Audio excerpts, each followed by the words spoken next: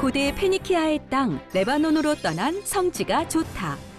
그 옛날 레바논 기독교인들이 무슬림의 침입을 피해 들어와 수도원 지구가 되었다는 카디샤 계곡. 이곳 절벽에 위치한 수많은 수도원 중 이집트 성 안토니오 수도원의 영향을 받은 가장 오래된 수도원을 방문해 보았는데요. 그 수도원의 시작을 알렸던 동굴과 레바논이 낳은 대문호 칼릴 지브란의 생각까지 그 현장으로 지금 출발합니다.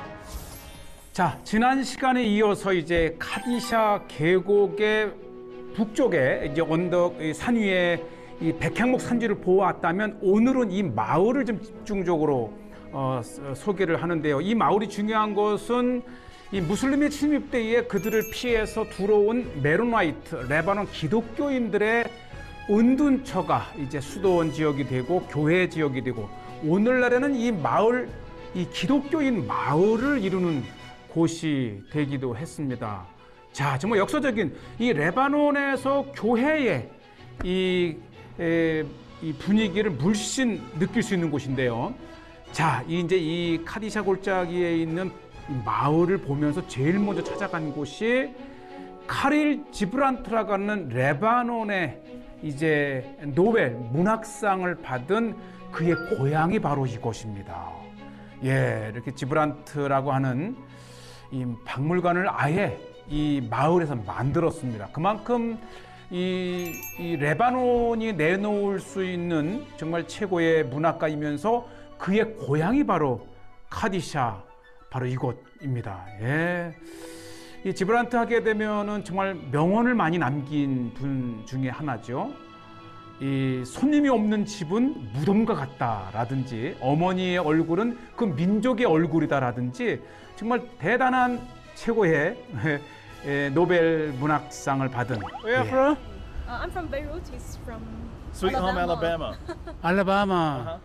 So you know Khalil Gibran? Yes, I know, but it's my first time visiting the museum. Who is Gibran in Lebanon? He's a famous Lebanese writer and poet and philosopher. 레바논 출신의 최고의 작가이면서 시인인. 이것이 레바논이 낳은 문학가 카릴 지브란트. 그런데 야, 정말 이곳 보는 전망이 정말 대단합니다. 너무 아름답고 지브란트의 유명한 말 중에 하나가 나무는 이 지구가 하늘에, 즉 땅이 하늘에 쓰는 시다. 문학가이면서 시인이잖아요. 그러니까 이 땅에서 솟아나는 나무가 하늘에 그리는 시다라고 표현할 수 있었던 것은 이렇게 나무, 특히 백향목이 풍부한 그 중에서도 아마 이 백향목을 보고 이 땅이 하늘에 그리는 쓰는 시다라는 표현을 할 수 있었던 것 같아요. 이야, 멋진 곳에 사셨네요. 모든 것이 그 모티브가 이 레바논의 이 쭉쭉 뻗은 백향목과 정말 다양한. 여기는 이제 이 마을에서 배출한 카릴 지브란트의 박물관이고요. 그가 산 집은 저 정면에 큰 교회 바로 맞은편에 있었다 그럽니다. 야, 한번 여기 박물관 보고 그의 생가도 한번 가보겠습니다. 특히 이 지브란트의 이 글 책 중에는 또 예언자라고 하는 책이 이 히브리어로도 출간이 되었고, 어쨌든 지브란트는 기독교인이었습니다. 그러나 그의 작품은 너무 앞선 면에 지브란트는 시인이면서 또 화가랍니다. 그래서 그가 그린 그림들. 네, 그의 박물관에는 이 지브란트가 그린 대부분의 이제 그림이 다 이렇게 전시되어 있는데 그 그림 중에서도 특히 누드 사진이 많아요. 누드 그림. 야, 그 60년대, 70년대에 이렇게 과감하게 누드 사진을 굉장히 그 외설적인 그림을 많이 그렸네요. 만 해도 특히 중동 땅에서 지금이야 예술로 보지만 특히 보수적인 중동 무슬림 땅에서 이렇게 남녀가 이렇게 나체의 사진. 근데 이 주제를 보면 외설적이라기보다도 이 가정 또 남녀 아주 굉장히 아름답다라고 하는 것이고, 이것이 이제 바로 그가 쓴 소설 이 이 예언자라고 하는 것이 히브리어로도요. 예, 굉장히 아주 대표적인 작품 중에 하나이기 때문에 이제 실제 책을 이렇게 전시를 해놨고요. 무엇보다도 박물관 아래에는 그의 무덤이 위치를 해 있었더라고요. 그러니까 무덤을 만들고 기념 박물관을 만든 것이죠. 이것이 이제 안치되어 있는 무덤을 이렇게 봅니다. 여기에 잠들어 있네요. 그러니까 카릴 지브란트의 무덤이 자기 고향 아주 전망이 좋은 산 중에 이렇게 안치를 하고 그의 작품들을 갖다 놓고 기념 박물관으로. 예. 카디샤 계곡에 있는 이 마을 자체의 시작이 이슬람이 쳐들어왔을 때에 이슬람을 피해서 이곳에 들어와서 십자군이 왔을 때 드디어 알려지게 된, 그리고 나서 이곳에서 이제 자라난 사람이 카릴 지브란트. 그러니까 어려서부터 그리스도의 문화에서 자라난 레바논의 시인, 문학가이자 화가. 예, 그렇죠. 이 레바논의 노벨 문학상가이면서도 특히 이 기독교적 그런 그 배경을 가지고 자랐다는 것이고요. 예, 이 박물관에서 굉장히 그 레바논의 아름다운 모습을 보고, 자, 이제 중심가로 들어오면은 우뚝 솟은 교회 바로 그 광장 맞은편에 지브란트의 생가가 있어요. 지브란트 하우스. 레바논이 낳은 대문학가가 바로 이곳 부샤레 레바논 산중에 있습니다. 굉장히 있는 그대로의 그 자기 집을, 지브란트의 집을 이렇게 박물관으로 돼 있고, 십자가. 그는 기독교인이었다. 예, 안으로 들어가 봤는데 정말 오늘날 우리의 이렇게 삶의 형태에서 보면 되게 열악하다. 레바논이 나온 대문호 카릴 지브란이지만 그의 생가는 정말 소박한 그들의 모습. 아마 나중에는 또 굉장히 박물관으로 잘 꾸미겠지만 오히려 지금 이대로의 모습이 더 정감이 있습니다. 이제 거실 이렇게 있고 아주 소박한, 굉장히 추웠겠다라는 생각이 들고요. 또 주요 가구들은 이제 조금 전에 방문했던 박물관에 이렇게 전시가 되어 있습니다. 그러나 이 카릴 지브란트가 자라고 성장하고 그의 시작을 글을 썼던 생가를 본다는 것은 굉장히 의미가 있었고요. 특히 그 앞에 우뚝 솟은 교회, 그러니까 이 이슬람을 피해서 신앙의 자유를 찾아 들어와서 형성된 마을에서 아마 유일한 낚시, 맑은 날 햇빛 같아요. 그의 집 앞에는 지금 마을 중심의 센터 광장이 있고 우뚝 솟은 교회가 아주 인상적. 특히 이제 순례객들이 오게 되면 이 백향목도 보지만 이렇게 정말 문학가로 성장할 수 있었던 그의 모든 배경은 이제 교회였다고 하는 것이고요. 그 교회 한번 이렇게 들어가 보는데 교회가 기념교회가 아니고 현지인들이 예배드리는 교회네요. 와, 그러니까 여기 이 부사레 자체가 그리스도인들의 마을이에요. 원래가. 야, 굉장히 뭔가 우리 한국에 있는 교회에 들어온 것처럼 뭔가 이 살아있는, 굉장히 운기가 느껴지고 신앙생활을 해 나가는 그러한 여느 교회에 들어온 것 같은데, 저쪽 불빛이 있고 이 소리가 나서 가봤더니 와, 여기가 성경 공부를 하고 있더라고요. 또 제가 보니까 아주 흔쾌히 들어오라고, 굉장히 따뜻한 교회라는 것이 느껴졌고요. 이게 보니까 대부분 다 청소년들이었어요. 그렇죠. 청소년들은 미래잖아요. 예, 이 목사님이 이 청소년들에게 굉장히 아주 특히 질문을 많이 하면서 손을 들고 이 대화를 통한 성경 공부라고 하는 것을 알 수 있었고요. 제가 이렇게 들어가 있는데도 따뜻하게 맞아주는 이 부샤라, 이 카디샤의 교회를 한번 봤고요. 자, 밖에 나오니까, 이게 뭡니까? 저에게 일종의 만두 같은 곳인데 그 속에 야채를 넣은 거더라고요. 그리고 구워서 만든 만두인데 요게 이제 아주 전통적인 이곳의 음식이래요.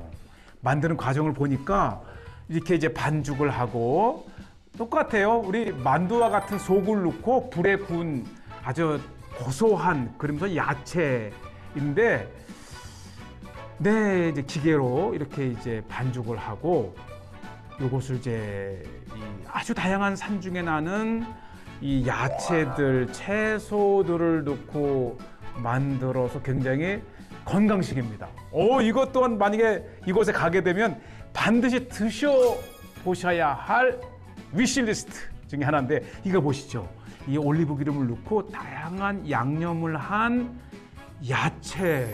보기만 해도 굉장히 이렇게 건강식이다라는 생각이 드는데 제가 이제 2개, 3개 네, 이렇게 하고 또 모양을 따로 이 반죽에 있던 것들을 잘라내면서 모양에도 신경을 쓰는 네, 이렇게 해서 그대로 이제 예전에는 이게 이제 나무를 떼서 만든 장작 이제 오븐이었겠는데 요즘에는 이제 가스로 하는 것이 좀 다르긴 한데 어쨌든 이제 고소하게 돼 있고 그 다음에 역시 빼놓을 수 없는 이제 자타르 이 우슬초에 흥건하게 이제 올리브 기름을 넣어서 역시 이 우슬초 피자와 같은 것이죠. 네.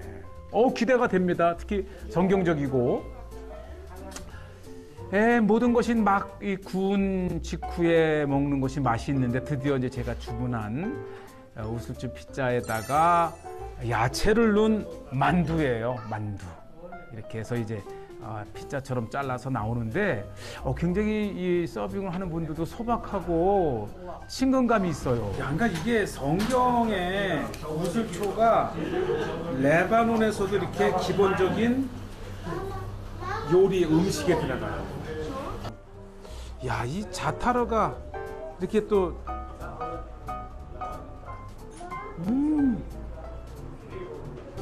이 우슬초만의 독특한 맛과 향이 있어요. 드디어 또 이제 제가 처음에 들어왔을 때 막 이 할아버지가 먹여준 바로 그것을 했는데 근데 아까 이 슬릭 제가 조금 전에 왔을 때 할아버지가 저희한테 먹여줬잖아요. 근데 이게 이렇게 시금치를 마늘, 파 맛이 고수와 같은 것도 있어서 이렇게 향도 있고요. 굉장히 네, 딱 우리 맛이야. 와, 이 슬릭이라는 거는 이 산중말뿐만 아니라 레바논의 국민 음식 같은 거. 모든 음식이 막 만든 직후가 최고입니다. 아주 소박한 그 부샤라의 카디샤 계곡 마을 중심의 그 교회에서 바로 옆에 있습니다. 그리고 이제 이거 산중이라 야채도 과일도 풍부하고요. 특히 저녁 때는 이제 주로 이제 이렇게 직접 장을 봐서 야채를 좀 많이 사서 편안하게 먹는 거죠. 얼마나 싱싱한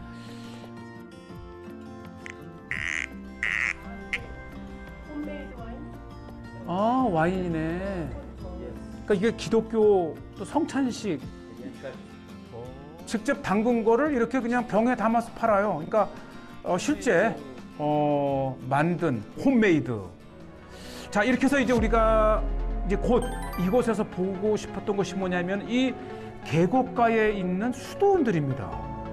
그러니까 이 정말 역사적인 수도원들, 이 절벽에 이제 일반인들이 접근하기 어려운 곳에 이제 기도자들, 은둔자들, 수도원이 생긴 그 역사가 이미 4세기까지 거슬러 올라가고요.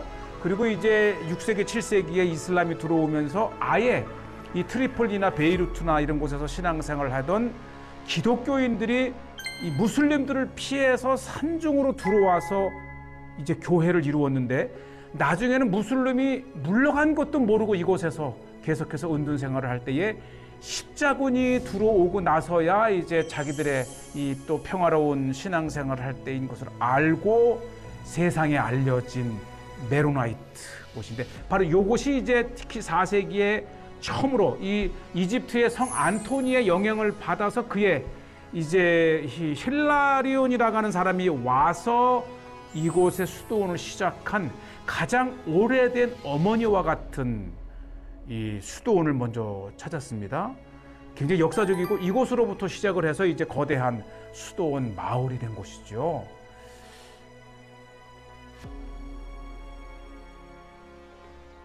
정말 수많은 수도원을 방문해 봤지만 이렇게 깊은 협곡에 하나의 수도원도 아니고 정말 많은 도처에 이렇게 많은 수도원이 있는 지역도 드뭅니다. 특히 성 안토니라고 이름을 붙인 이 수도원은 이 전체 수도원 중에서 이 거의 헤드쿼터, 본부 역할을 하는 곳인데, 이 깊은 계곡 절벽가에서부터 시작된 수도원이 바로 이곳 지역들의 수도원의 특징입니다. 그러니까 이집트의 성 안토니의 영향을 받아서 그의 제자였던 힐라리온이 이곳에 처음으로 4세기에 시작을 했으니까 그 역사가 거의 1700년 가까이 되는 아주 오래된 곳이고, 그리고 이제 7세기에 이제 무슬림이 쳐들어오면서 대대적으로 이곳에 이제 수도원이 또 교회가, 그리고 결국은 거대한 마을을 이루었어요. 수도원, 특히 카디샤 지역에서는 이미 17세기, 그러니까 1600년 초에 중동에서는 최초로 인쇄를 하기 시작한 곳입니다. 그렇죠. 고대에 이제 그 아시리아어, 시리아어로 이렇게 성경을, 특히 시편을 찍어냈다 그럽니다. 1610년에 중동 지역에선 처음으로 이 인쇄술을 시작한 곳이기 때문에, 또한 기독교의 문서 선교와 또 신앙생활에 굉장히 지대한 영향을 미친 거죠. 하나로만 세워졌다면 이렇게 거대한 공동체를 만들 수가 없었을 거예요. 이 산중에 들어온 신앙인들이 교회를 세우고 수도원을 세우면서 하나의 도시가 되면서 이 레바논 그리스도 교회 발전의 원동력이 된 겁니다. 뭐 규모가 대단합니다. 이렇게 많은 수도원 지역이 있었기 때문에 오늘날 이 레바논의 메로나이트 대주교도 바로 이 카디샤의 부샤라 마을에 대주교가 있지요. 그만큼 이제 레바논 전체의 이 메로나이트 이 교회의 중심이고요. 이 박물관에는 오랜 역사를 통해서 교회에서 예배를 드리던 다양한 예배 기구들, 또 십자가, 또 의복, 이렇게 이제 성직자들의 이런 의복까지 해서 오늘날에도 이 레바논의 많은 기독교인들이 시간만 나면 이곳에 와서 이제 심신의 안식도 취하면서 신앙을 돌아보는 그러한 실제 이런 영성의 재교육의 역할을 하고 있다고 하는 곳입니다. 네, 오랜 역사 속에서 이 다양한 수도원의 물건들을 이렇게 the cave. Then we have here the 그렇죠. monastery. 이미 이제 이 한 동굴에서 시작된 수도원의 시작이 된 곳이지요. 네, 성화, 이렇게 성화도 그려두는 곳을 보았고, 이제 이렇게 예배당으로 올라가는 바로 또 왼쪽으로 돌았으면 아주 이 수도원 지구의 가장 시작이라 할 수 있는 동굴입니다. 처음 수도사님들이 이곳 계곡가에 이렇게 수많은 동굴에 거하면서 수도 생활을 시작한 거죠. 2000m 고지에 얼마나 겨울엔 춥겠어요. 이곳에서 그들의 신앙의 거처를 마련하고 기도하고 온전히 예수님에게만 집중된 삶을 살고자 들어온 사람들의 정말 경건하고 숭고한 그들의 신앙의 터전입니다. 4세기 성 힐라리온에 의해서 시작된, 그러면서 이집트의 성 안토니오 수도원의 영향을 받아서 비슷한 시기에 시작이 되었다고 하는 것입니다. 3월 말인데 이 동굴은 굉장히 추웠습니다. 동굴가에서 또 음식도 해 드시고 초기 또 이곳 동굴에서 있는 이렇게 삶의 공간이었네요. 오늘날에야 이제 수도원 건물도 잘 짓고 숙소도 짓고 했지만 이곳 자체가 생활 공간이면서 이집트의 성 안토니오 수도원을 방문한 그 다음으로 굉장히 인상 깊었던 수도원이 바로 카디샤 계곡가의 성 안토니오 수도원이었습니다. 예, 교회 안으로 한번 들어가 봅니다. 실제 수도사님이 거하고 수많은 찾아오는 성도들과 상담을 해주고 기도를 해준다 그럽니다.